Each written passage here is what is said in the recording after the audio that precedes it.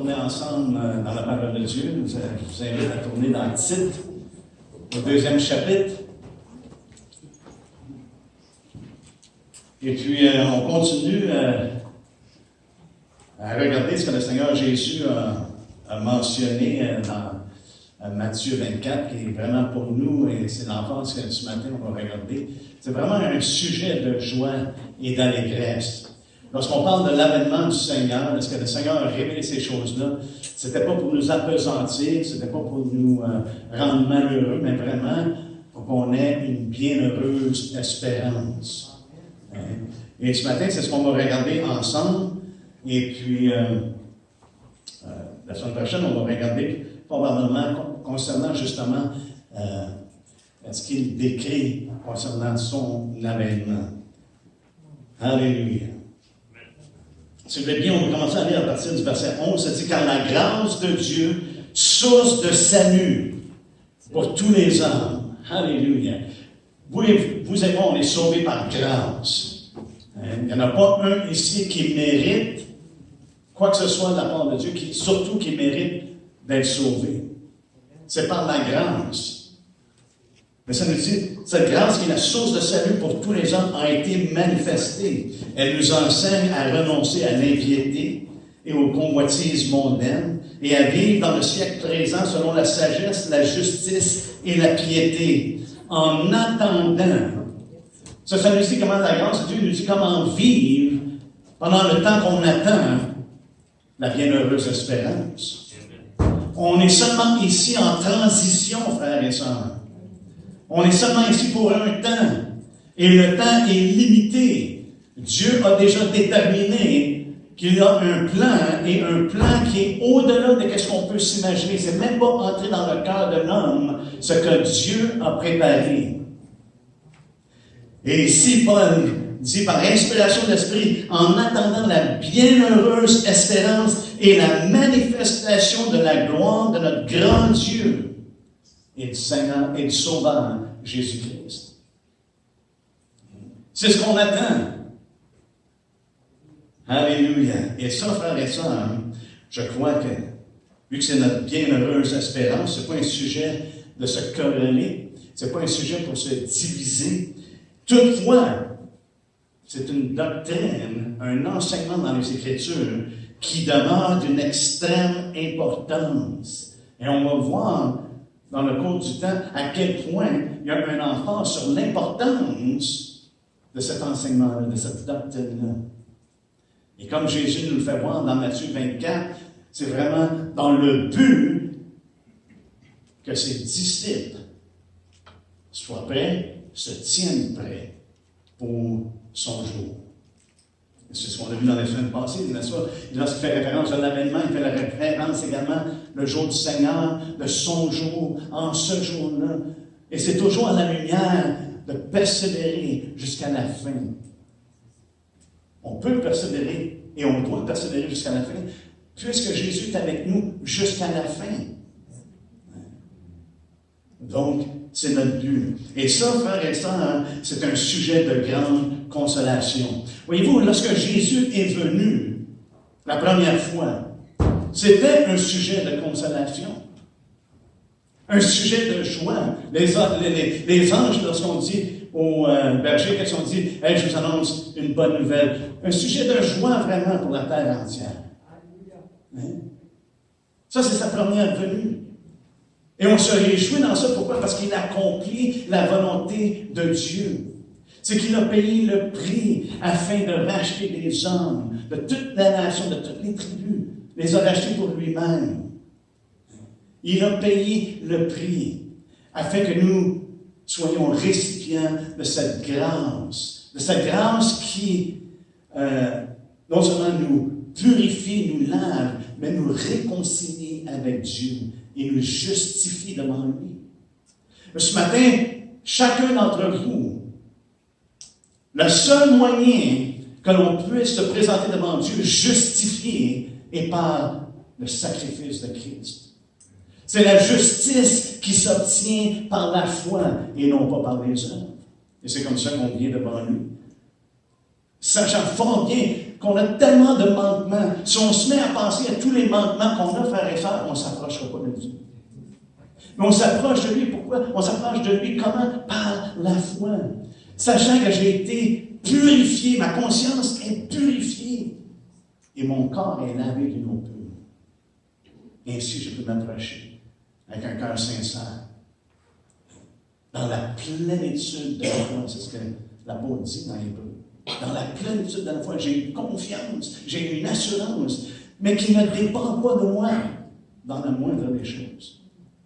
Ça dépend de l'œuvre que Dieu a accomplie en Jésus-Christ.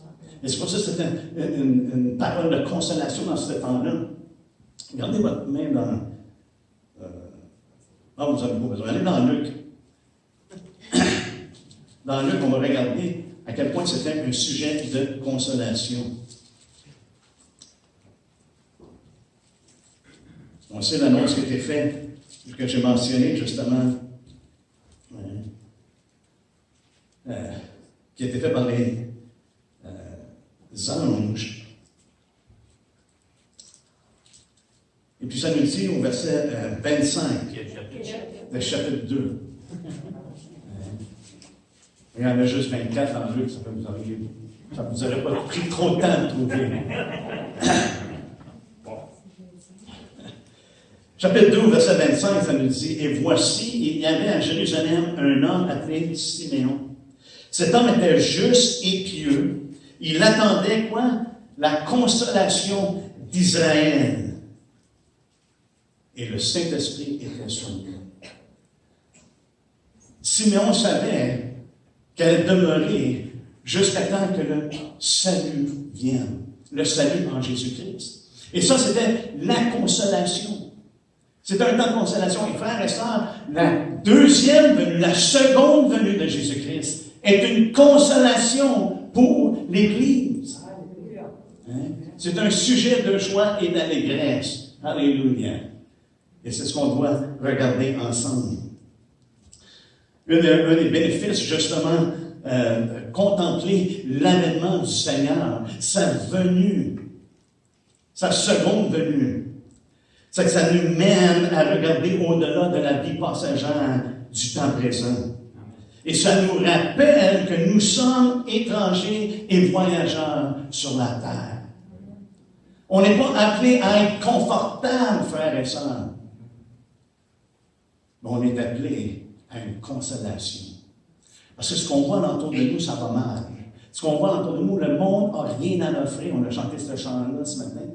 Hein, que le monde n'a rien à nous offrir. Il n'y a rien à offrir à personne. C'est pour ça que les gens sont dans la dépresse. Hein, ils sont dépressifs. Les gens sont accablés par toutes sortes de choses. Et ils se donnent à quoi que ce soit qui va essayer de tranquilliser leurs soucis, de tranquilliser tout ce qui les afflige. Ils vont se donner à quoi que ce soit pour essayer d'emmener un peu de joie, d'allégresse, de plaisir. Ils cherchent le plaisir. Mais Dieu nous donne une consolation, frères et sœurs, qui remplit nos cœurs. Et c'est pour ça que ça doit nous rappeler, ça doit toujours nous porter vers ce qui est à venir. Dans Hébreux 11:13, ça nous dit, c'est dans la foi qu'ils... Ça, c'est les héros de la foi, ceux qui marchaient par la foi. C'est par la foi qu'ils sont tous morts, sans avoir obtenu les choses promises. Mais ils les ont vus et salués de loin, reconnaissant qu'ils étaient étrangers et voyageurs sur la terre. Voyez-vous, frères et sœurs, même si on meurt entre-temps avant de voir la consolation, l'avènement du Seigneur, la mort est un gain. Tous ceux-là sont morts sans avoir reçu tout ce qui avait été promis. Et puis l'auteur d'Hébreux dit, c'est parce qu'il voulait que ça soit, qu'ils ne parviennent pas à ces choses-là sans nous. Dieu fait une œuvre parfaite dont nous sommes inclus. C'est pour ça, ce matin, je veux vous encourager. Ça a été parlé, ça a été mentionné concernant, des fois, on a des afflictions, des fois, on a des souffrances, on a des choses qu'on vit dans ce monde, n'est-ce pas? Puis on aimerait ça partir, on aimerait ça s'en aller. Et c'est certain pour les chrétiens, c'est « Oh, on veut être enlevé. » Ça veut dire quoi? Il va y avoir un temps pour ça. Mais entre-temps, même les souffrances dans lesquelles nous pouvons être. ce n'est rien à comparer avec ce que Dieu a préparé. Dans Romains 8, 18, ça nous dit « J'estime que les souffrances du temps présent ne sauraient être comparées à quoi? À la gloire à venir. » À la gloire à venir qui sera révélée pour nous. Il y a une gloire à venir, frères et sœurs. Et quelle consolation! On ne reste pas dans ce monde, on demeure ici, mais ce n'est pas notre demeure. On attend une cité qui est céleste.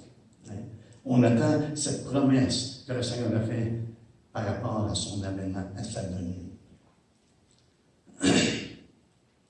Également, on a mentionné ça un peu l'après soir, que ça dit que Paul dit que ce qu'il a vécu sur la terre, c'est des légères afflictions. Et c'est léger parce que tu considères que ceux qui ne reçoivent pas Jésus-Christ, l'affliction qu'ils vont subir est beaucoup plus grande que les légères afflictions qu'on peut passer pendant notre séjour sur la terre.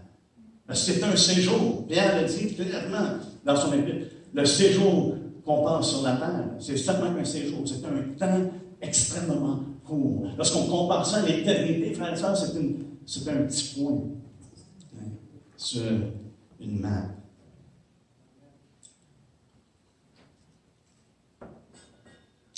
Et la raison pour laquelle que ces légères afflictions du moment présent produisent pour nous, au-delà de toute mesure, un poids éternel de gloire. Parce que nous regardons, ce matin, je vais vous encourager. Où regardez-vous? Où sont vos yeux fixés? Sur votre job? Ou sur les choses qui se passent dans le monde? Et comment mal ça va? Plus ça va mal, frères et sœurs, plus on doit lever les yeux. Nous regardons non point aux choses visibles, mais à celles qui sont invisibles. Car les choses visibles sont passagères et les invisibles sont éternelles. Mais ce qui est invisible pour le moment, et lorsqu'on regarde aux choses invisibles, parce que Dieu l'a promis, il va y avoir un temps où ça va devenir visible. Parce qu'il va paraître. Il va apparaître. C'est pour ça qu'on doit toujours lever la tête. Se redresser et lever la tête. C'est notre attente. Paul dit dans Tite 2, en attendant la bienheureuse espérance. Dans Thessaloniciens 1, il parle justement aux Thessaloniciens. Si on pourrait aller dans 1er Thessaloniciens 1.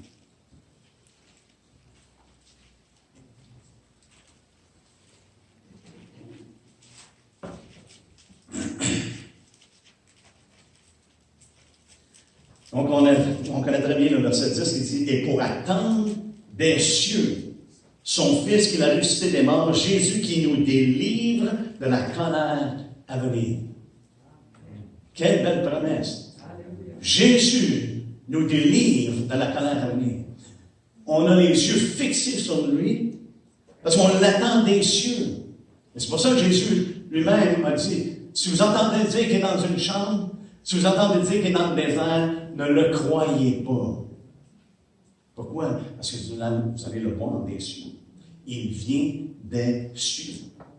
Mais le contexte dans lequel c'est donné, frères et sœurs, cette chose-là, c'est que les Thessaloniciens se sont vraiment convertis. Regardez au verset 9, il dit, car on raconte à notre sujet par quel accès nous avons eu auprès de vous et comment vous vous êtes convertis à Dieu en abandonnant les idoles pour servir le Dieu vivant et vrai et pour attendre. Aussi, entre-temps, qu'est-ce qu'on fait? On sert le Dieu vivant. C'est ce qu'il dit. Hein? On abandonne nos vieilles affaires, les idoles qu'on peut avoir dans notre vie, et on sert le Dieu vivant et vrai. On n'est pas assis comme souvent le monde démontre les chrétiens qui attendent le Messie. Hein? Avez-vous déjà vu des gens? Qu'est-ce que tu fais quand quelqu'un est sans rien faire? Il dit, t'attends-tu le Messie? Parce que les gens pensent que d'attendre le Messie, c'est de s'asseoir puis d'attendre que les nuages, qu'on soit ces nuages. Non. Entre-temps, on sert le Dieu vivant et vrai. Amen. Entre-temps, on se donne à lui complètement. Et savez-vous qu'est-ce qu'on doit se donner le plus? C'est l'appel qu'il nous a donné de transmettre le message de la bonne nouvelle, de sonner la parole, de sonner cette bonne nouvelle-là partout où on passe et partout où on est. Et Jésus dit, la fin n'arrivera pas jusqu'à temps que cette semence-là soit semée dans le monde entier. Cette bonne nouvelle-là va être prêchée dans le monde entier. Alors, va venir la fin.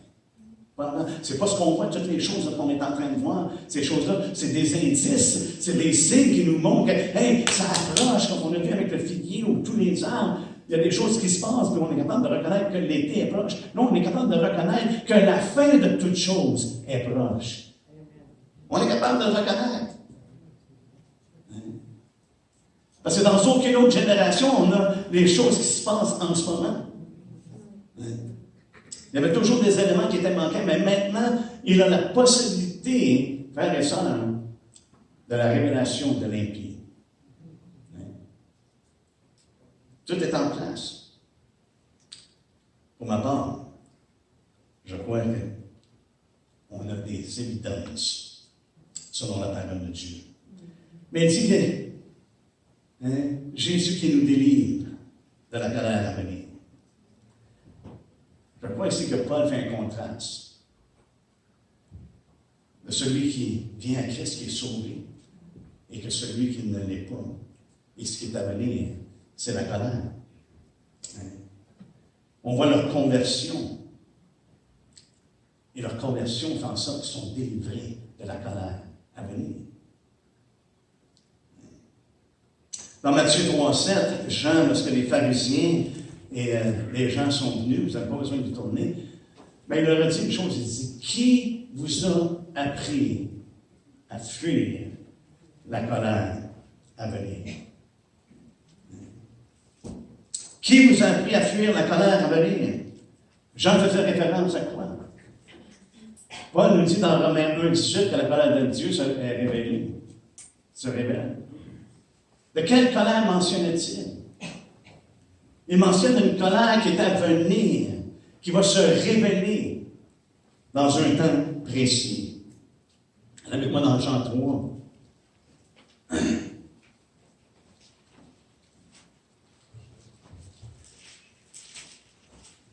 Jésus qui connaissait les cœurs de tous, leur parle franchement.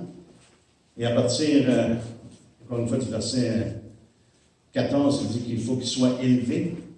Personne ne révèle que Dieu a tant aimé le monde, qu'il a donné son Fils unique afin que quiconque croit en lui ne périsse point. Quel est le terme pour périr? Quel était le sujet de Jésus ici? Le périssement dont il parle, c'est la colère à venir. Ce qui était à venir, c'est que Dieu va juger chaque homme. Mais ceux qui croient en lui ne périront pas, mais vont avoir la vie éternelle. Et il fait une comparaison, encore une fois, je crois, entre la vie éternelle et le jugement éternel, dont l'apôtre nous parle dans Hébreux 6. Une des doctrines, c'est le jugement éternel. Il va y avoir un jugement éternel. Regardez ce que ça nous dit au verset 35. Le Père aime le Fils et il a remis toutes choses entre ses mains. Celui qui croit au Fils a la vie éternelle. Celui qui ne croit pas au Fils ne verra point la vie, mais la colère de Dieu demeure sur lui. Et Jésus est en train de nous dire, celui qui croit au Fils a la vie éternelle. Mais celui qui ne croit pas, c'est la colère de Dieu qui demeure sur lui. La colère de Dieu est déjà révélée, frères et sœurs. Mais il y a une colère qui demeure, qui est à venir. Qui est à venir.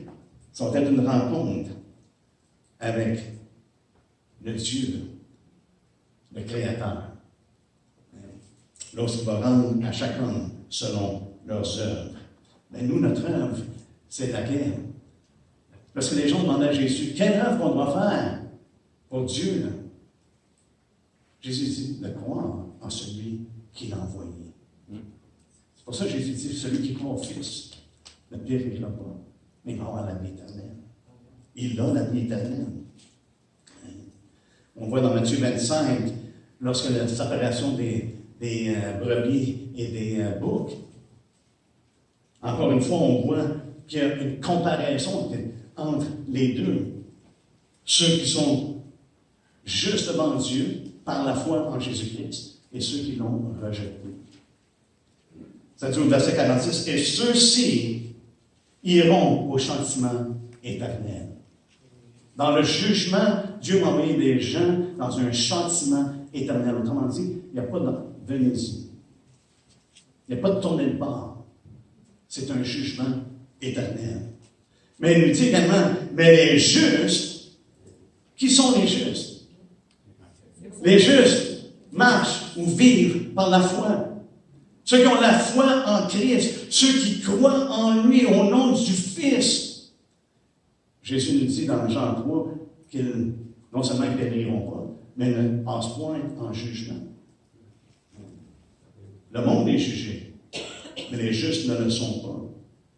Pour un châtiment éternel, pour la colère éternelle. Et ceux-ci iront au châtiment éternel, mais les justes à la vie éternelle. On voit ici la colère à venir. Ce qu'on a été délivré, frères et sœurs, c'est de la colère à venir. Parce que dans ce monde, le monde est sous la colère de Dieu. La colère de Dieu se répète continuellement. Et on sait que celui que Dieu aime, qu'est-ce qu'il fait? Il le châtie. Il y a des fois, il y a des choses dans nos vies qui se passent comme un châtiment de la part de Dieu. Mais on n'est pas destiné à la colère.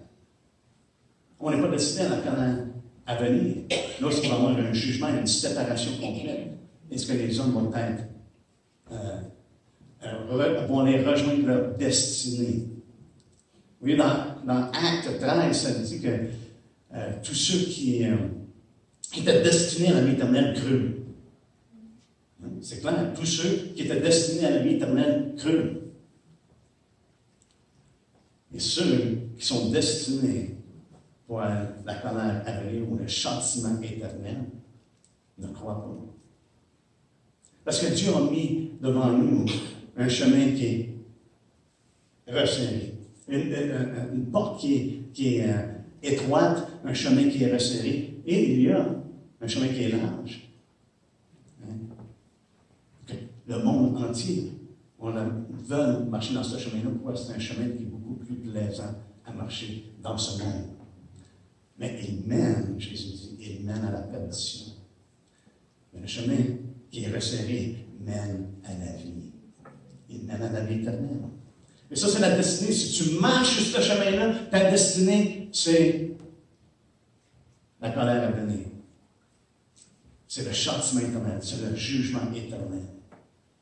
Si tu marches sur ce chemin-là, en suivant Jésus, la destinée, c'est la vie éternelle. Il n'était pas destiné à croire, il était destiné selon leur choix. Qu'est-ce qu'il faisait? Comment est-ce qu'il répondait à la bonne nouvelle?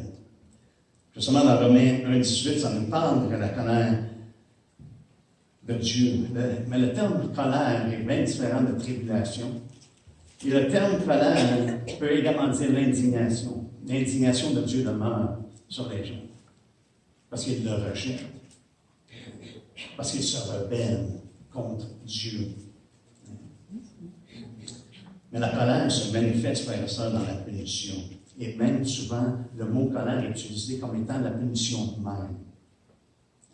Ça, c'est dans le grec.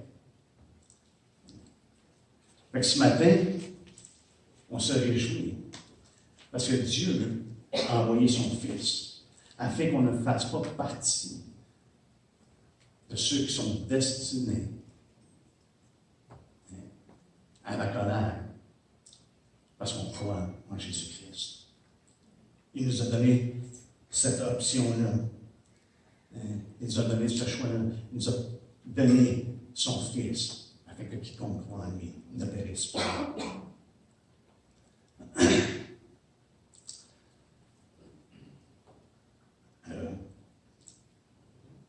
Dans 2 Thessaloniciens,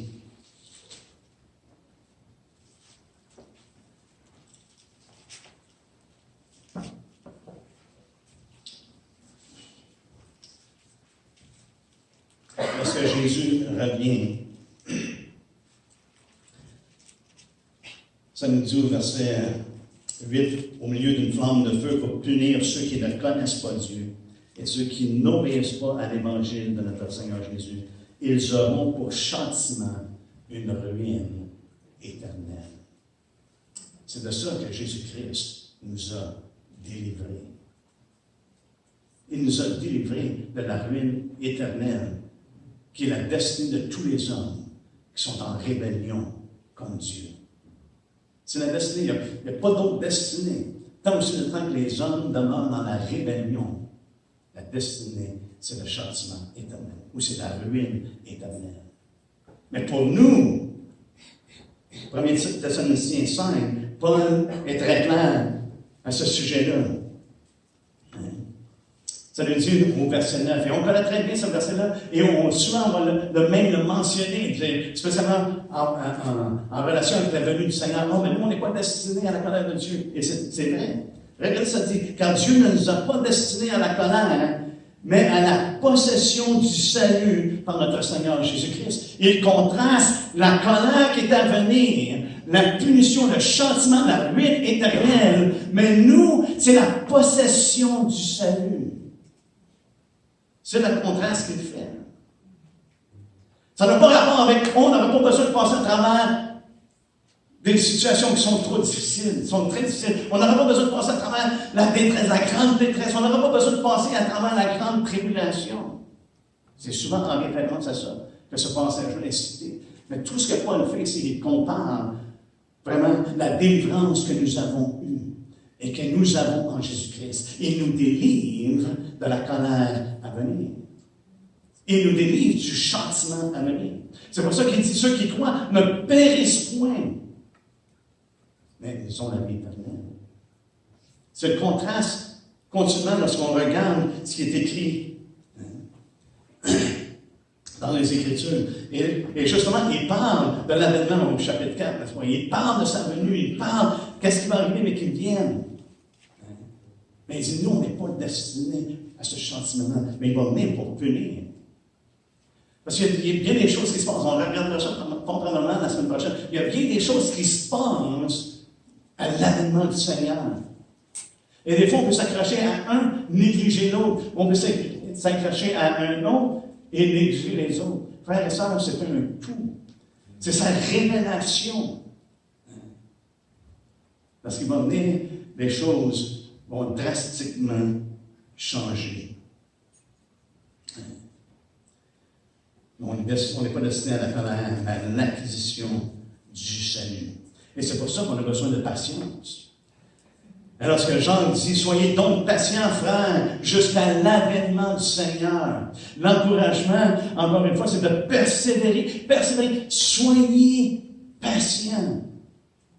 Même il dit, soyez, et deux fois dans deux versets qu'il dit, soyez patients, affermissez vos cœurs, car l'avènement du Seigneur est proche. L'avènement du Seigneur est proche. Mais il dit, soyez patients jusqu'à l'avènement du Seigneur. Jusqu'à ce temps-là. Vous, entre-temps, on est éprouvés, frères et sœurs. On est éprouvés dans notre foi. Est-ce qu'il y en a ici qui ont déjà été éprouvés dans leur foi?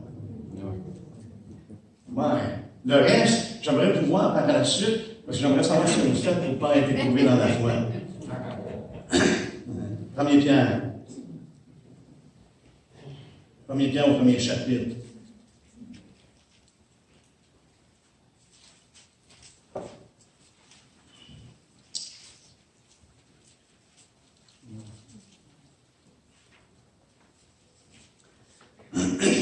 On a lu le verset 5 la semaine passée, mais on commence au verset 3, juste pour nous donner le contexte de qu'est-ce que Pierre communique. Il dit, béni soit Dieu, le Père de notre Seigneur Jésus-Christ, qui, selon sa grande miséricorde, nous a régénérés pour une espérance vivante. Frères et sœurs, c'est notre bienheureuse espérance. C'est une espérance qui est vivante. Et pourquoi est-elle vivante? Parce que Jésus-Christ a ressuscité. Il nous a régénérés pour une espérance vivante par la résurrection de Jésus-Christ d'entre les morts. Jésus n'est pas mort, frères et sœurs. Il est vivant et il est assis à la droite de Dieu. Et celui qu'on attend, il va venir et on va le voir tel qu'il est monté. Il est monté comment? Comme un homme. Un homme ressuscité. Un homme qui est au-dessus de tout. Dieu manifeste dans la chair. Mais il est à la droite de Dieu dans un corps. Savez-vous, quand il est à moi, les disciples, il dit, touchez-moi. Touchez-moi. Un esprit n'a pas de corps. Ça nous dit que Dieu est esprit. Mais maintenant, on voit Dieu à travers le visage de Jésus-Christ. Pour nous, maintenant, il est visible à travers la révélation de Jésus-Christ. Si vous doutez ça, lisez Hébreux 1, les 3 premiers versets. Ça l'explique dans le même lien qu'il est le reflet de la gloire de Dieu. Alléluia. On est éprouvé dans la foi. Donc, on a une espérance qui est vivante, par contre. Jésus-Christ entre les morts pour un héritage qui ne peut ni se corrompre, ni se souiller, ni se flétrir. Et ça, c'est une bonne nouvelle, parce que dans les temps dans lesquels nous sommes, pour ceux qui ont des gros investissements, les temps sont risqués en ce moment. On sait que les choses peuvent flétrer, les choses peuvent complètement lâcher. Mais nous, on a un héritage qui ne peut se corrompre, ni se souiller, ni se flétrir. Il vous est réservé dans les cieux, à vous qui, par la puissance de Dieu, êtes gardés par la foi pour le salut prêt à être révélé dans les derniers temps. Mais il y a juste un nom qui est donné pour le salut. Il a déjà été révélé. Mais on voit que le salut, c'est pas un deal. Signe sur la ligne. C'est beau. Parce qu'il y a un salut qui est prêt à être révélé. Et on va voir dans les Écritures que vraiment, même Jean en parle. On a été régénérés par la parole de Dieu, n'est-ce pas? Après ça, il nous dit de recevoir la parole de Dieu, hein, qui peut vous sauver. Et c'est dans le contexte, il dit, mettez la parole de Dieu en pratique. Sinon, ne pas la mettre en pratique, ça ne donne absolument rien. C'est une foi qui vaut 0. C'est une foi qui est morte. Une foi même qui est inutile. Mais il leur parle comme des gens qui ont été régénérés. Il dit la même chose à Timothée. Il dit, tu as reçu les Écritures qui peuvent te sauver. Mais ça doit être reçu. Ça doit être conservé. C'est pour ça que je prends le psalmiste dit, j'ai caché ta parole dans mon cœur pour ne pas pécher contre toi. On est éprouvé dans notre foi. Mais regardez ce que ça fait. Qu'est-ce que Pierre continue à dire au verset 6. C'est là ce qui fait votre joie.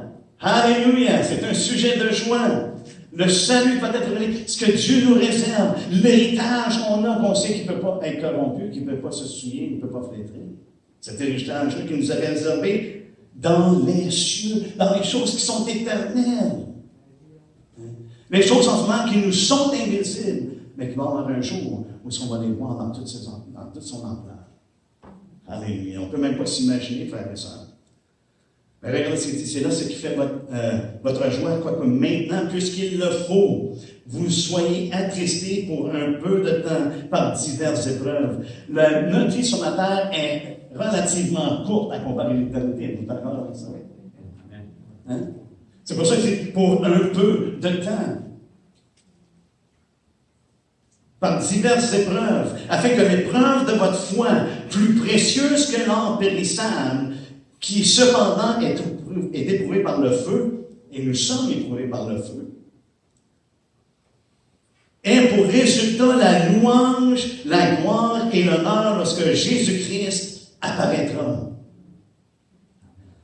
Et on contraste ça avec ce que Jean a dit dans 1er Jean. 1er Jean 2, si on contraste ça avec 1er Jean, regardez ce que Jean dit. Au deuxième chapitre, verset 28. Et maintenant, petits enfants, demeurez en lui, afin que lorsqu'il paraîtra, hein? OK. Il dit, ça va avoir pour résultat ici la louange, la gloire et l'honneur lorsque Jésus-Christ apparaîtra. Demeurez en lui afin que lorsqu'il paraîtra, nous ayons de l'assurance et qu'à son avènement, nous n'ayons pas la honte d'être éloignés de lui.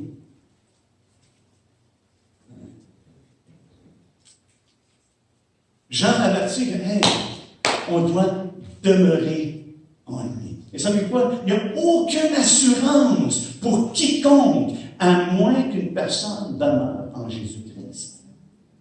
Dieu n'est pas intéressé d'avoir une connaissance qui est simplement cérébrale. Je connais des faits, je connais les Écritures, toutes ces choses-là. Ah oui, les voici, je les connais dans ma tête. Mais Dieu veut une relation. Dieu qu'on demeure en lui, qu'on soit en communion avec lui continuellement. Demeurer en lui. Et c'est ce qu'il nous dit. Afin que, demeurer en lui, pourquoi? Afin que nous ayons de l'assurance lorsqu'il apparaîtra. La seule chose qui nous donne l'assurance, c'est de demeurer en Jésus-Christ. Tout le cours de notre vie. Même Jésus dit, à moins que vous demeurez en moi, il ne pouvait rien faire. Et ce n'est pas de demeurer en lui stérile, une foi qui est inutile, une foi qui ne produit rien. Parce qu'il dit, la branche qui est en lui, dans le cep, le serment qui est dans le cep, qui ne produit pas de fruits, qu'est-ce qu'il fait? Le Père, ça nous dit, la coupe, et plus tard, il reste à prier pour le feu. On doit demeurer. Ce n'est pas simplement de commencer, mais c'est de demeurer. C'est pour ça que Jésus parle lui-même de persévérer jusqu'à la fin. Celui-là va sauver son âme. Dans Luc 21, vous pourrez le vérifier. Mais je pense qu'on l'a déjà mentionné. Donc, ça nous dit d'être patient. Et ça va avoir pour résultat, non pas d'être éloigné, non pas une honte, mais ça va nous donner une assurance. Même, ça nous dit, ça va avoir pour résultat ici, la louange, la gloire et l'honneur, lorsque Jésus-Christ apparaîtra. Pas de honte, pas d'éloignement, mais prêt avec notre Seigneur. C'est juste qu'on a passé de choses terrestres aux choses célestes. On a rencontré. Alléluia. Dans les airs. Merci Seigneur. Et ça me fait penser. Lorsque je lis ça, la première chose qui me vient en tête, ça me fait penser à la parabole des talents, justement. Entre dans le repos. Entre, bon et fidèle serviteur. C'est une louange, c'est une approbation de la part du Maître. C'est entre. C'est une approbation, c'est une louange qu'il lui fait.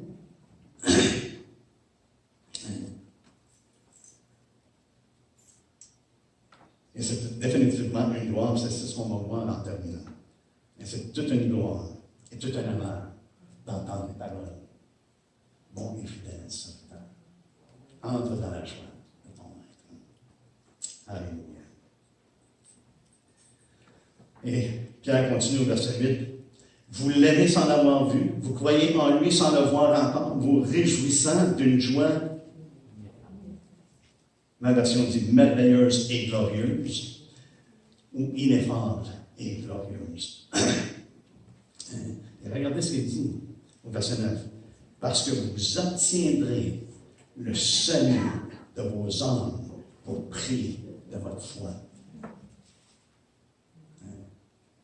Vous obtenez le salut, on pourrait dire le terme est juste en anglais, mais ce qui complète le salut se passe à son avènement, se passe parce qu'il apparaît. Vous allez obtenir le salut pour prix de votre foi. Alléluia. Moi, je pense que c'est une très bonne nouvelle. On a lu au commencement que la grâce de Dieu, source de salut pour tous les hommes, a été manifestée, n'est-ce pas? Mais également, nous allons recevoir cette grâce, comme on voit dans le premier Pierre. Allez avec moi dans le premier Pierre. Oh, on est déjà dans le premier Pierre. Allez, continuons. Non. C'est bien qu'on est dans le premier Pierre. Et ça nous dit, Au verset 13, c'est pourquoi saignez les reins de votre entendement, soyez sobres et ayez une entière espérance dans la grâce qui vous sera apportée lorsque Jésus-Christ apparaîtra. Voyez-vous, on est sauvés par la grâce. Et j'espère que chaque personne qui sont ici ce matin connaît cette grâce qui a été manifestée. La grâce du salut. La grâce en travers Jésus-Christ, qui a été manifestée déjà. Mais il y a une grâce qui va nous être apportée. On est sauvé par la grâce, on demeure en Christ par la grâce, et nous allons recevoir grâce. Parce qu'à aucun moment dans le parcours de notre vie, frères et sœurs, on mérite quoi que ce soit de la part de Dieu selon nos œuvres. Nos œuvres ne sont jamais pour nous justifier. Nos œuvres, elles servent pour glorifier Dieu. Parce qu'il nous a créés. Il a préparé des œuvres, on les a préparées d'avance. Mais en bout de ligne, c'est Dieu qui glorifie. C'est jamais passé comme un Seigneur. Tu sais, qu'est-ce que j'ai fait? Hey, j'ai passé bien du temps à l'église, j'ai fait tout ça. Tout. Non, c'est jamais pas ça. C'est toujours qu'on sert le Dieu vivant et vrai. En quelles que soient les choses que le Seigneur nous a données de servir, quelle que soit la capacité. Il y en a qui ont 5 talents, il y en a qui en ont 2, il y en a qui en ont 1. Mais ça ne me dérange pas, parce que chacun est responsable devant Dieu, de mettre de l'avant ce qui lui a été donné, afin de servir. De mettre au service, Pierre le dit, de mettre au service des autres ce que Dieu nous a donné. C'est juste au chapitre 4, verset 10, qui nous dit justement, comme de bons dispensateurs des diverses grâces de Dieu, que chacun de vous mette au service des autres le don qu'il a reçu. Alléluia. Donc, on voit ici que l'avènement du Seigneur, c'est la culmination vraiment de notre salut. On est sauvés. Mais frères et sœurs, allez dans Romains 8. Je vais vous montrer de quoi qui est quand même assez intéressant. On a déjà vu qu'il estime que les souffrances du temps présent ne sauraient être comparées à la gloire de Dieu.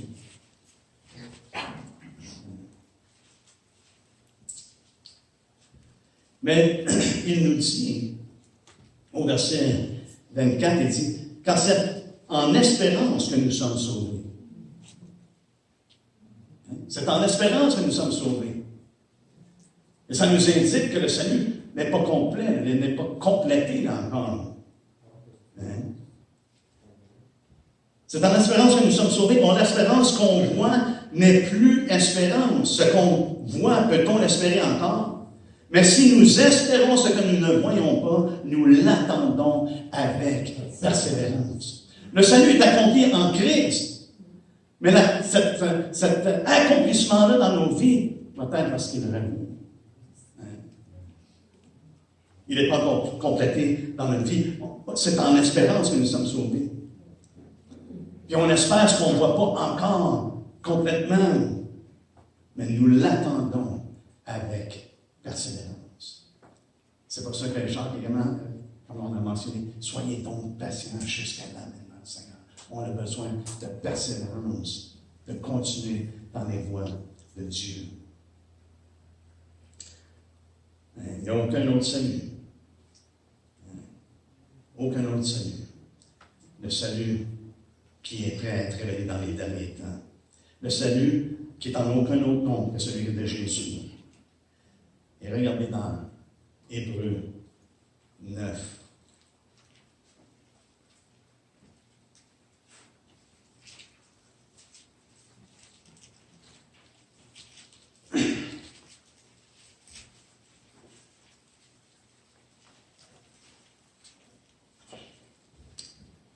Et on voit ici la réalité, encore une fois, cette comparaison-là, on pourrait dire.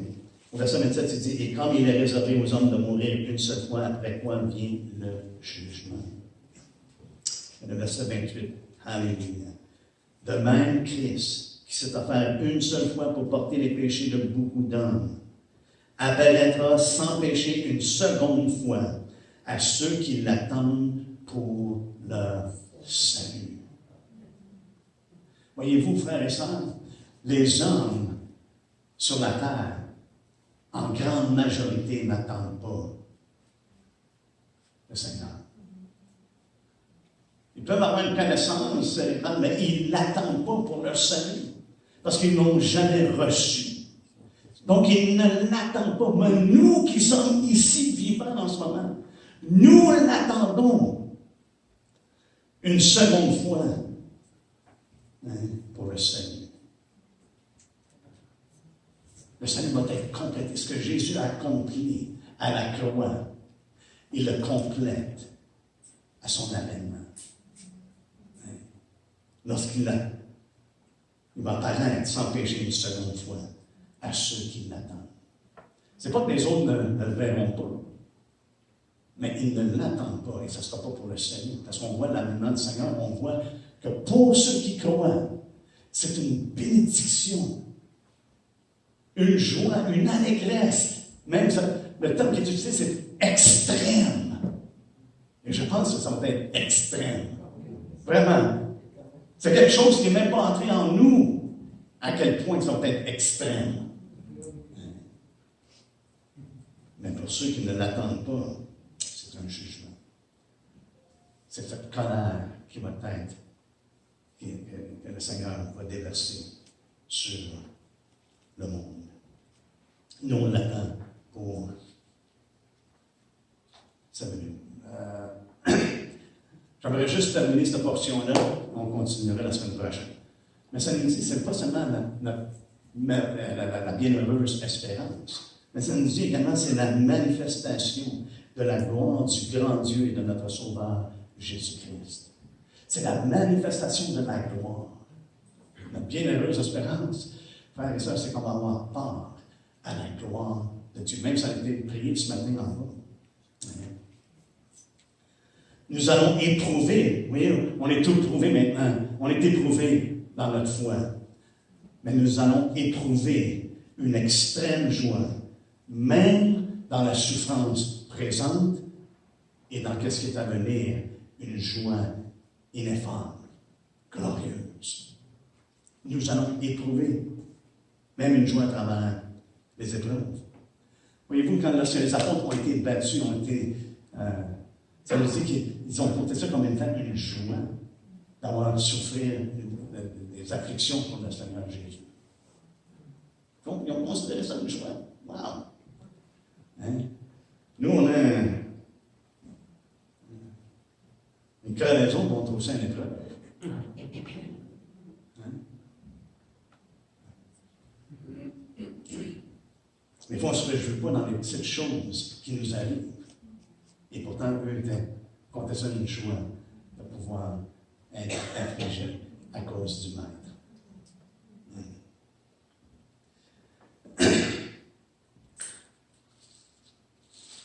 Retournons dans 1 Pierre, allons au 4e chapitre.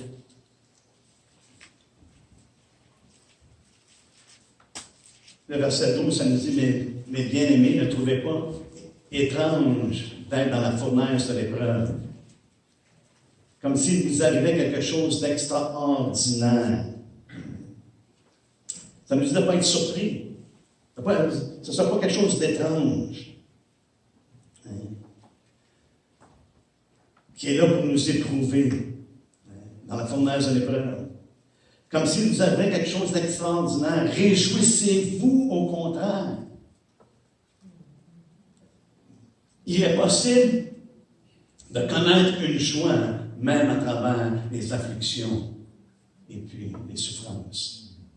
Réjouissez-vous au contraire. Mais voyez-vous, c'est comme s'il met la responsabilité à ceux qui écrivent, aux croyants. Réjouissez-vous. On a un choix à faire, frères et sœurs. Est-ce qu'on va se réjouir dans le Seigneur?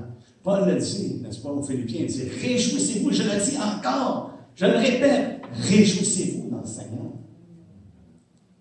Ici, Paul dit, réjouissez-vous au contraire de la part que vous avez aux souffrances de Christ. Quand on passe dans l'épreuve, dans la fournaise de l'épreuve, lorsqu'on est éprouvé, frères et sœurs, on a besoin de se réjouir parce qu'on a part des souffrances de Christ. Des souffrances qu'il nous dit que nous allons avoir. Au chapitre 24 de Matthieu, frère et sœur, il nous parle, dans Luc 21, il nous parle des souffrances qu'on allait avoir à cause de son nom. Mais ce n'est pas un sujet d'être découragé, ce n'est pas un sujet d'être attristé, c'est un sujet de se réjouir en lui. Et j'avoue que souvent, il faut se parler. Du moins, il faut que je me parle. Où c'est que tu regardes, Michel? Tu regardes d'autres choses qui sont visibles, ça a l'air mal à l'aise. Regarde vers le haut. Regarde vers les choses qui sont invisibles. Regarde vers ton Sauveur. Ça nous dit dans Marc 8,38, toute la temps vous n'avez pas besoin de tourner, mais pour ceux qui prennent des notes, Marc 8,38, ça nous dit « Car quiconque aura honte de moi et de mes paroles au milieu de cette génération adultère et pécheresse, le Fils de l'homme aura aussi honte de lui quand il viendra dans la gloire de son Père avec les saints anges. » Jésus nous dit en son jour qu'il vient dans la gloire de son Père.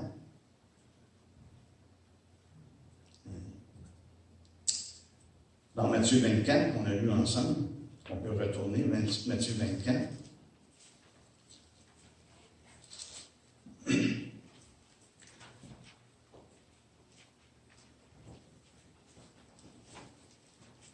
Au verset 30, ça nous dit, « Alors le signe du Fils de l'homme paraîtra dans le ciel, toutes les tribus de la terre se lamenteront, et elles verront le Fils de l'homme. » Les peuples de la terre vont se lamenter. Mais nous, c'est le salut. On regarde, c'est le salut que nous allons obtenir.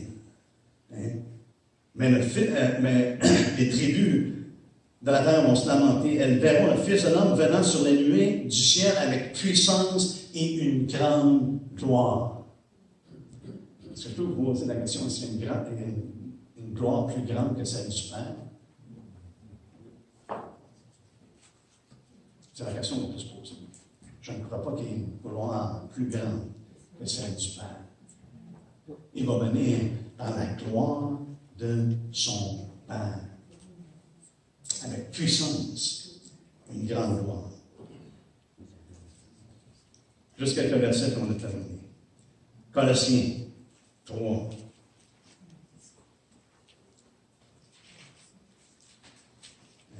Et c'est ce que Paul fait avec Colossiens. Il a fait tourner les yeux de ce qui est visible aux choses qui sont invisibles. Au verset 1, il dit, si vous êtes ressuscité avec Christ, cherchez les choses d'en haut. Mais regardez ce qu'il dit au verset 4. Quand Christ, votre vie, paraîtra. Quand Christ, votre vie, paraîtra. Alors vous paraîtrez aussi avec lui dans la gloire. Quelle belle espérance! Quel sujet de joie est à l'Église! Lorsque Christ va paraître, nous aussi, nous allons paraître avec lui dans la gloire. Est-ce que c'est un sujet de consolation? Que nos souffrances ici sur la terre, frères et sœurs, c'est relativement petit, relativement insignifiant à comparer de la gloire, du poids éternel de gloire que Dieu a réservé pour ceux qui l'aiment.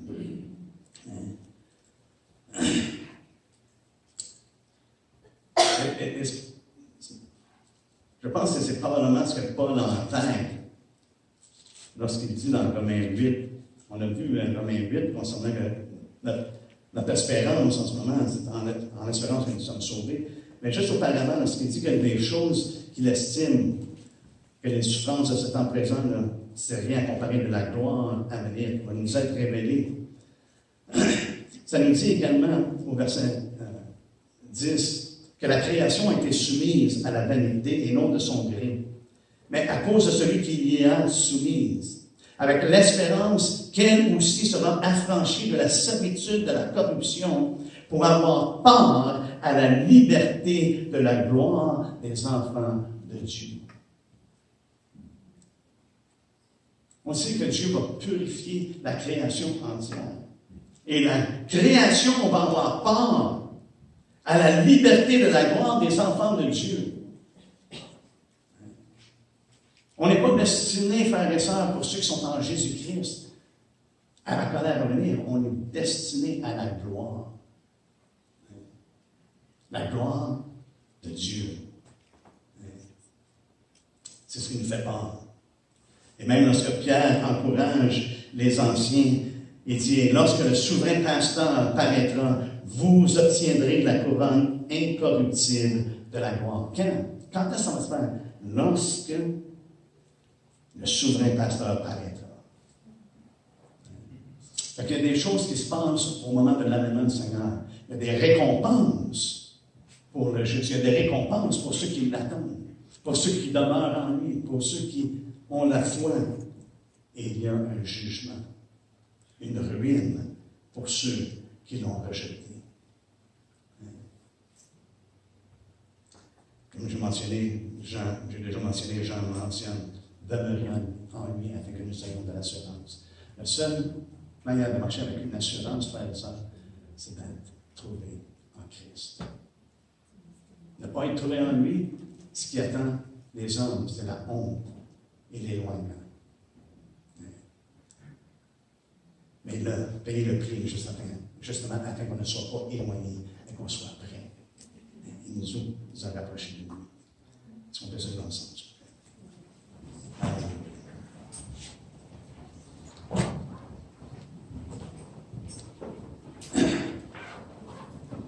Fait que ce matin, réjouissons-nous.